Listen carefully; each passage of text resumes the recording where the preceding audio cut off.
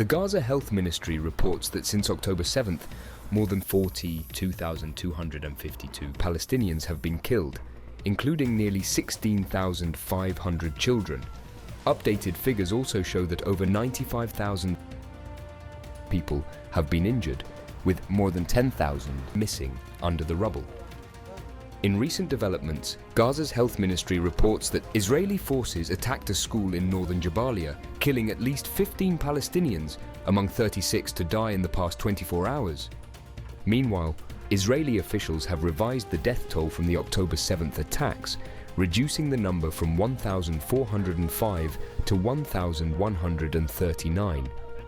In the southern Gazan city of Khan Yunis, Gazans bury the bodies of 88 people that were sent back in a container by the Israeli army. هذه المقبرة الجماعية الخامسة وليس الأولى ولا الأخيرة. لسه مش عارفين إيش يجينا بعدين. هاي الديمقراطية، شفتوا الديمقراطية اللي بيحكي فيها بايدن والفرنسيين والبريطانيين والألمان، هاي الديمقراطية. هذا فيش أسامي ولا بنعرف أسامي واحد فيهم.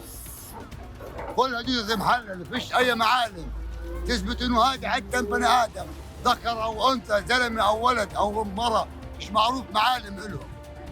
فقدت أخوي في الحرب هذه في أحد الأيام. جينا على أمل إنه نحصل على رفاته أو ما تبقى منه، أو يعني في النهاية أقصى طموحنا اليوم صار هو عبارة عن قبر أو ضريح نحصل عليه يمكننا منه إن إحنا نزوره في يوم من الأيام. إحنا مش أرقام. فقد عمي من فترة تقريبا من 4 شهور ولحتى الآن ما لقيناهوش، وإحنا يا ريت بنلاقيه أو نلاقيهوش، يعني يا ريت يكون شهيد. إحنا بنتمنى إنه يكون شهيد إن شاء الله، بس لحتى الآن إحنا ما عارفين لا هو شهيد ولا هو مفقود ولا هو موجود عند اليهود.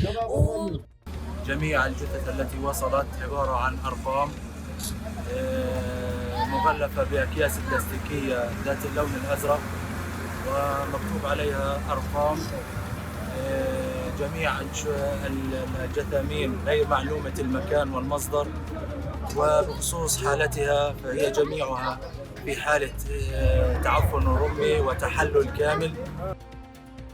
Lebanon is enduring its most significant loss of life since the war in 2006, with Lebanese officials reporting nearly 800 civilians killed and 90,000 displaced.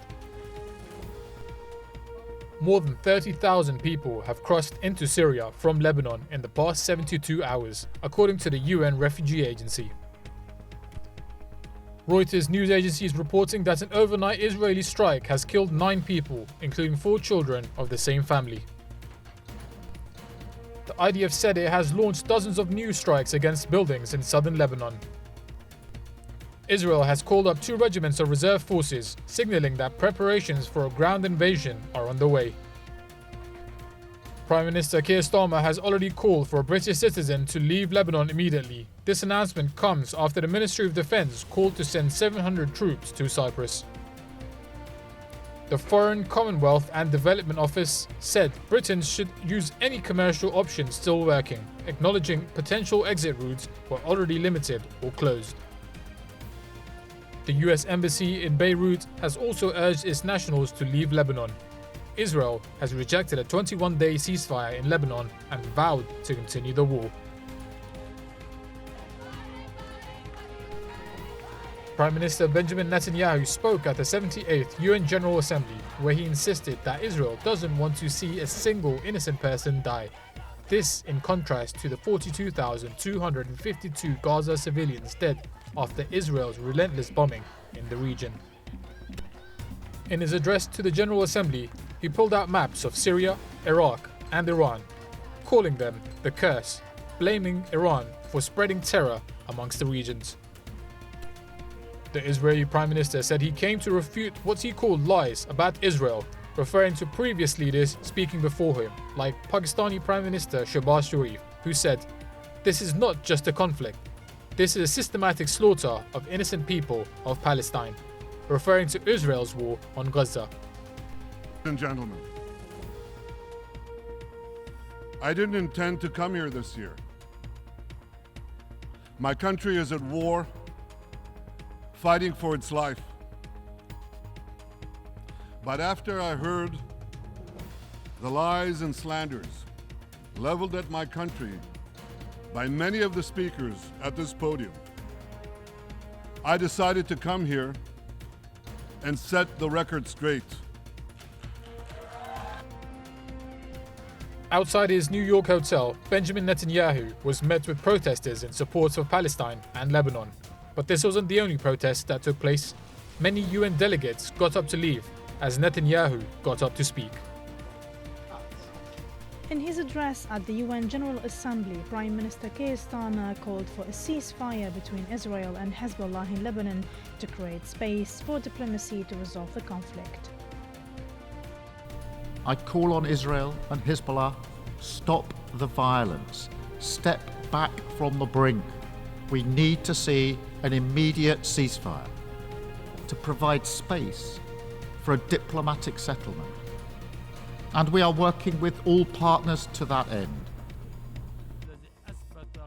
The gathering of world leaders at the UN General Assembly comes as the Middle East faces escalating crisis, teetering on the brink of all-out war. Former Cabinet Minister Sayeeda Warsi has resigned the Conservative whip, criticising the party's shift to the right and its hypocrisy in how it treats different communities. Warsi shared her decision on X, expressing disappointment, stating, "It is with a heavy heart that I have today informed my whip. This is a sad day for me. I am a Conservative and remain so, but sadly, the current party are far removed from the party I joined and served in cabinet."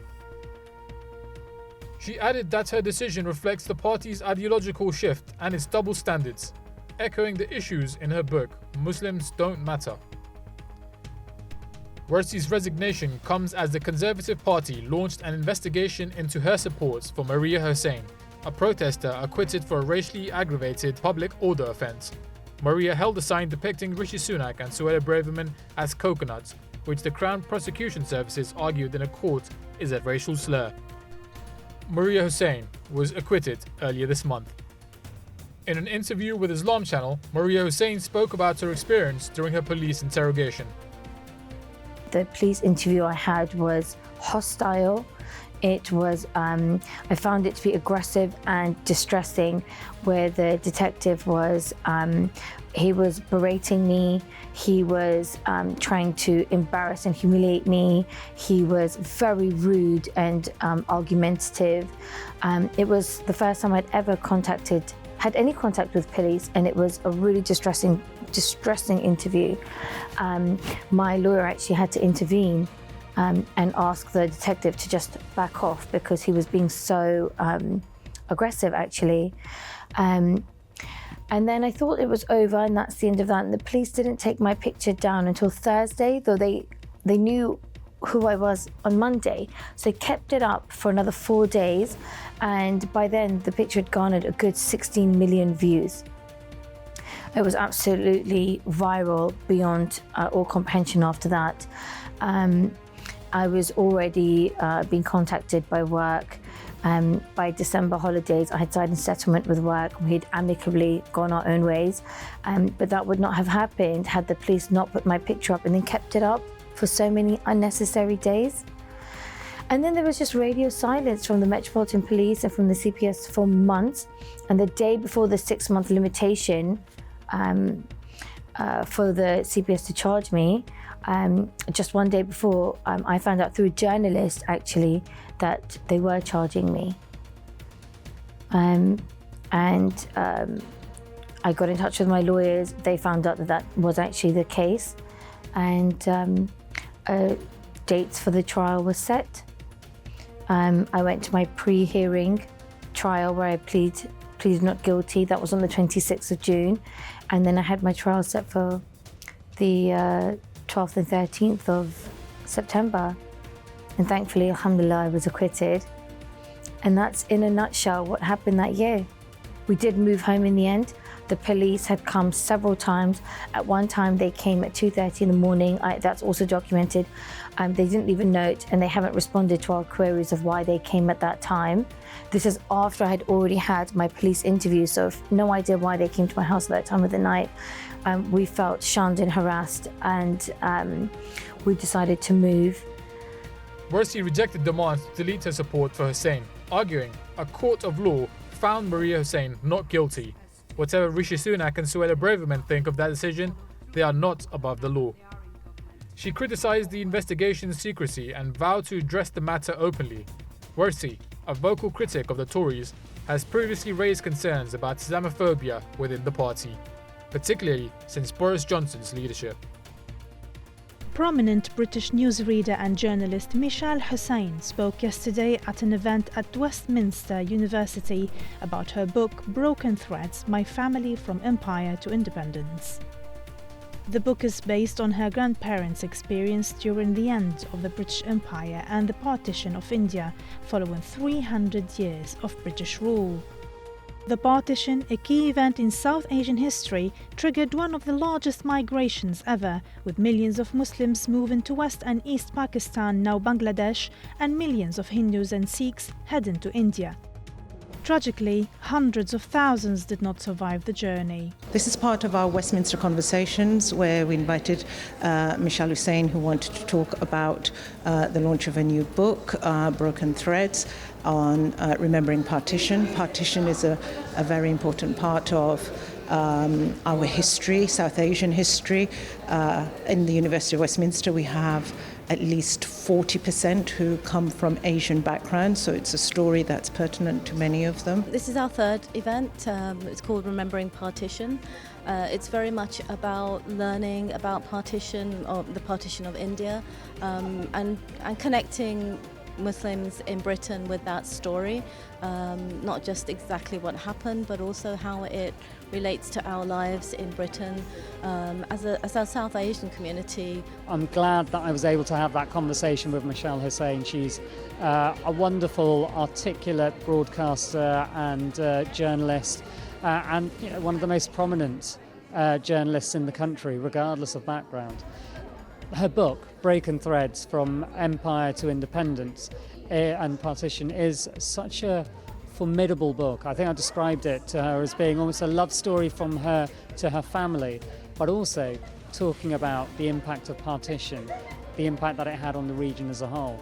And I think one of my main takeaways from today's discussion with her, today's conversation, was the fact that she was able to be so open and honest about the just the challenges that her family members experienced, the reality of what partition meant to them, and the fact that they saw the horrors firsthand.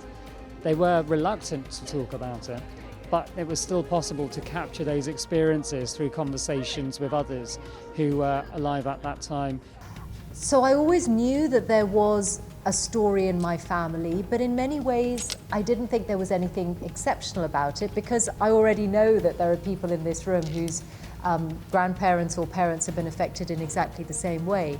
But I got to the point where I thought, actually, even though this is a story of many families, perhaps that's even more reason to write it down. And what I wanted to do was not just the seismic, tumultuous and terrible events of the summer of 1947, but to paint a picture of the fabric of the society, the multicultural, multi-religious, complicated, racially hierarchical society that was British India and pre-partition India, and to put all of that together so that people like me and my children and many of those in the room, I really hope have a greater sense of how we as individuals, or at least our ancestors, fitted into the tapestry of the British Empire in India and what it meant. And so I felt like there was something broken in my grandmother said at one point, in some ways people of my generation were not complete for a very long time after independence. I knew they had, there were siblings on the other side of the border, there were parents, there were certainly friends, there were places they never really got to go back to, or really never got to go back to. So I had that sense that there was something broken in the... Shigeru Ishiba, a former defense minister, has secured the leadership of Japan's Liberal Democratic Party, positioning him to become the country's next prime minister. At 67, Ishiba emerged victorious in a tight runoff against Economic Security Minister Sanai Takaichi, 63, by a margin of 215 to 194, after no candidate won a majority in the first round. Prime Minister Fumio Kishida's resignation, following corruption scandals, paved the way for the leadership race. Given the LDP's parliamentary majority, Ishiba will be officially elected as Japan's 65th Prime Minister on October 1. Known for his defense expertise, Ishiba has advocated for greater oversight of US military bases in Japan and proposed the creation of an Asian-style NATO, signaling a more assertive foreign policy. Domestically, Ishiba's fair approach has resonated with a public disillusioned by scandals within the LDP, positioning him as a change agent. Ishiba faces mounting regional security challenges and the pressing task of revitalizing Japan's economy amidst shifting global dynamics. 国民を信じ、勇気と真心を持って真実を語り、この日本国をもう一度皆が笑顔で暮らせる、安全で安心な国にするために、石破茂全力を尽くしてまいります。どうぞよろしくお願い申し上げます。ありがとうございました。新しい総裁の下、我々は一致結束して国民に課せられた責任を果たしていかなければなりません。私も一兵卒として新しい総裁を全力で支える覚悟です。Classes have resumed at Dhaka University following a weeks-long shutdown due to student protests that led to the ousting of autocratic Prime Minister Sheikh Hasina. The protests, driven by university students, gained nationwide momentum and ultimately forced the resignation of the long-serving leader. The university, which became the focal point of the uprising, reopened its doors to students, bringing an air of normalcy back to campus. However, the atmosphere remains charged as many students and staff reflect on the role they played in the historic movement. আচ্ছা, অনেক দিন পর ক্লাসে ফিরতে পেরে অবশ্য অনেক বেশি ভালো লাগছে, কারণ আমরা একটা রুটিনের মধ্যে ছিলাম যে আমরা ক্লাস করতাম, পড়াশোনা করতাম, এক্সাম দিতাম। তো মাঝখানে হুট করে এটা যখন বন্ধ হয়ে যায় জুলাই মাসে, তখন আসলে এটা খুবই একটা মানে মনে হয় না যে প্রতিদিনের রুটিন থেকে বিচ্ছিন্ন হয়ে পড়া, এরকম একটা অবস্থা, একটা অনিশ্চিত একটা অবস্থার পরিস্থিতি সৃষ্টি হয়েছিল। আমরা কিন্তু জানতাম না যে এত দ্রুত সরকার পতন হয়ে যাবে, মানে খুবই আনসার্টেন ছিলাম যে কবে ক্লাস শুরু হবে, কবে। আজকে এসে আমরা যে ক্লাসে অংশগ্রহণ করতেছি, এটা আমাদের মনে হচ্ছে আমরা স্বাধীনভাবে অংশগ্রহণ করতে পারতেছি, আমরা সব কিছু নিজেদের কথাগুলো বলতে পারতেছি। ইভেন আমাদের ক্লাসে আজকে একটা ক্লাস হয়েছে অলরেডি, তো সেখানে আমরা নিজেদের যে উন্মুক্ত জায়গা, উন্মুক্ত চিন্তা, সেগুলো বলতে পারতেছি। এটা খুবই আমাদের যে ওন করার জায়গা। তো আলহামদুলিল্লাহ আমরা এতটুকু আনন্দের সাথে বলছি যে অনেক চ্যালেঞ্জ তো আছে, অনেক বিভিন্ন আশা প্রত্যাশা ছিল, সেটি কিছুটা মিনিমাইজ করে, কিছুটা সমাধান করে আমরা ক্লাস ওপেন করতে পেরেছি। এবং আমার কাছে যতটুকু তথ্য আছে, 2-3টি ডিপার্টমেন্ট ছাড়া অথবা 4-5টি ডিপার্টমেন্ট ছাড়া বিশ্ববিদ্যালয়ে অত্যন্ত প্রাণবন্তভাবে সবগুলো ডিপার্টমেন্টে ক্লাস শুরু হয়েছে। The reopening marks a turning point in Bangladesh's political landscape as the country moves forward from weeks of civil unrest.